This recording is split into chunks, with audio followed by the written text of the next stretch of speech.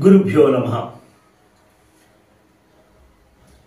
క్రిందటి వీడియోలో 24వ శ్లోకం యొక్క విపుల భావాన్ని కొంచెం తెలుసుకున్నాము.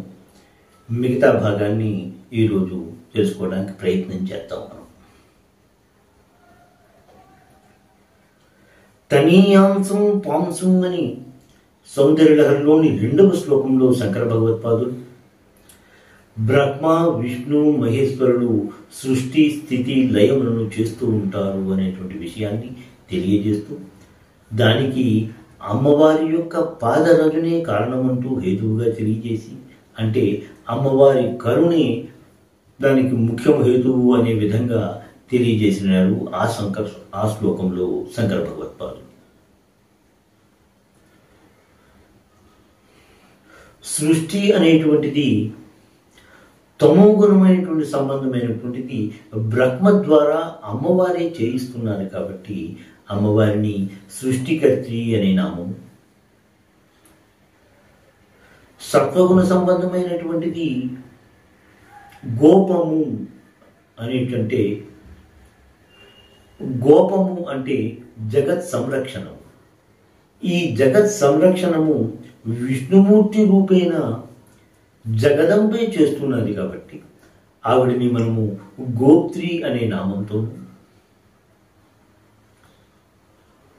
తమోగుణ సంబంధమైనటువంటి సృష్టి లయమును రుద్రుని రూపేణ అమ్మవారే చేస్తున్నారు కాబట్టి ఆవిడిని సంహారిణి అనే నామంతో కూడా మనము కొలుస్తూ ఉంటాం.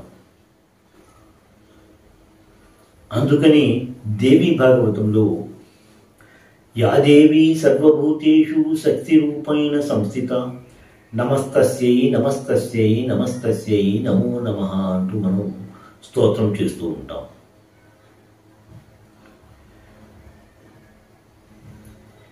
క్షణచలితయో అన్నారు. క్షణకాలము మాత్రము కదిలేటువంటి భ్రువు లతికయోహో, కనుబొమ్మల వలన సృష్టి ఉత్పన్నము విపన్నము అనేటువంటివి జరుగుతున్నాయి అనేటువంటి విషయాన్ని మనం ఈ శ్లోకం ద్వారా తెలుసుకున్నాం. అందుకనిసే అమ్మవారిని మనము ఉన్మేష నిమిషోత్పన్న విపన్న భువనావలి అనే నామంతో కూడా మనం కొలుస్తూ ఉంటాం. అంబవ దీపిక అనేటువంటి గ్రంథంలో సృష్టి స్థిత్యుపసంహార తిరోధానుగ్రహాత్మకం కృత్యం పంచవిధం యస్మాత్తం నమః శాశ్వతం శివం అనే విధంగా ఆ గ్రంథంలో మనకి కనిపిస్తూ ఉంటుంది. సృష్టి స్థితి లయ తిరోధానము అనుగ్రహము అనేటువంటి పంచకృత్యములను అమ్మవారు నిర్వర్తిస్తూ ఉంటారు కాబట్టి ఆవిడ్ని పంచకృత పరాయణి అనేటువంటి విధంగా కూడా మనం స్తోత్రం చేస్తూ ఉంటాం. త్రిమూర్తులు నిర్వర్తించేటువంటి సృష్టి స్థితి లయ అనేటువంటి కార్యక్రమాలను, ఆ 3 లోకాలను మహేశ్వరుడు తనలో లయము చేసుకుని తిరిగి తనతో సహా సదాశివులలో లయమైపోతాడు అనే విషయాన్ని, సదాశివునికి తిరిగి లోకాలను సృష్టించాలి అనుకునే కోరిక కలిగినప్పుడు అమ్మవారు తన కనుబొమ్మల కదలికతో చెప్పేటువంటి అనుజ్ఞను స్వీకరించి అతను సృష్టి కార్యక్రమాన్ని ఆరంభిస్తున్నాడు అనే విధంగా ఈ శ్లోక భావనగా మనం తెలుసుకున్నాం. అంతేకాకుండా శంకర భగవత్పాదులు ఈ శ్లోకంలో ప్రపంచ జనావళి అంతటికి కూడా ఒక సందేశం ఇవ్వదలిచారేమో అన్న విధంగా ఈ శ్లోకం కనిపిస్తూ ఉంటుంది. పుట్టినవాడు గిట్టక మానుడు అనేటువంటి విషయము మనందరికీ తెలిసినదే. అయినా సరే తను మరణించిన తన పిల్లలు, తన పిల్లల పిల్లలు, తన పిల్లల పిల్లల పిల్లల పిల్లలు కూడా అనుభవించాలి అనేటువంటి విషయంతో వీరు ధర్మము అధర్మము అనేటువంటిది చూడకుండా ధన సముపార్జనము అనేటువంటి విషయాలను చూసుకుని ధనము అనిండి, భూములవనండి, భవంతులైనండి, ఎన్ని అయితే అన్ని వారు కూడగట్టుకోవాలి అనేటువంటి అతి ఆశతో ఉన్నారే అన్న విషయాన్ని గ్రహించినటువంటి శంకర భగవత్పాదులు, నాయన నువ్వు ఎన్ని కొన్నా, ఎన్ని భూములు కొన్నా, ఎన్ని భవంతులు నిర్మించినా సరే నీవు లేకపోతే ఇతరులు అనుభవిస్తారు అని అనుకుంటున్నావే కానీ నీలాగే వారు వెళ్ళిపోతారు, వారిలాగే వారి సృష్టించినటువంటి ఈ భవంతులవని, భూములవని అవన్నీ కూడా అమ్మవారిలోనికి లీనమైపోవలసినదే అనేటువంటి విషయాన్ని సందేశాత్మకంగా ఈ శ్లోకంలో తెలియజేసినట్టుగా మనం గ్రహించాలి.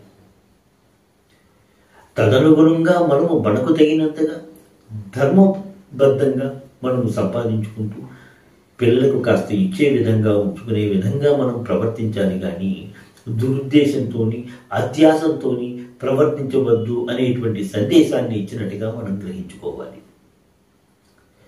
ఈ శ్లోకానికి యంత్రముగా శివయంత్రము అనే దాన్ని నిర్మించుకోవాలి. అంటే సమచతురస్రాన్ని నిర్మించుకుని పటంలో చూపిన విధముగా దానిలో 25 సమాన గళ్ళను నిర్మించుకుంటూ బయట 24 త్రిశూలములను నిర్మించుకొని ఈ యంత్రాన్ని 30 రోజులు పూజ చేస్తూ ప్రతిదినము ఈ శ్లోకాన్ని 1000 పర్యాయములు పారాయణ చేసి ప్రతిదినము నైవేద్యముగా తేనె, పూషాన్నము అంటే మిరపగారలు, తిలష్టము అంటే నువ్వుల పిండి మొదలైనవి నైవేద్యముగా సమర్పించుకుని చివరికి యంత్రమును తన శరీరమునకు ధరించిన వాడికి భూత పిశాచ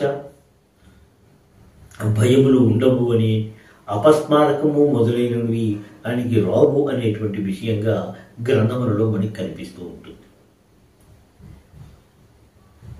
దీనితో 24వ శ్లోకము పూర్తి అయినది. శ్రీ మాత్రే నమః. స్వస్తి. ఎంతో అధ్యయనం చేసి మీకు అందిస్తున్న ఈ వీడియోలను ఆదరిస్తారని భావిస్తున్నాము. మా ఈ ఛానల్ని సబ్స్క్రైబ్ చేసి ఈ వీడియోలని లైక్ చేయండి ప్లీజ్.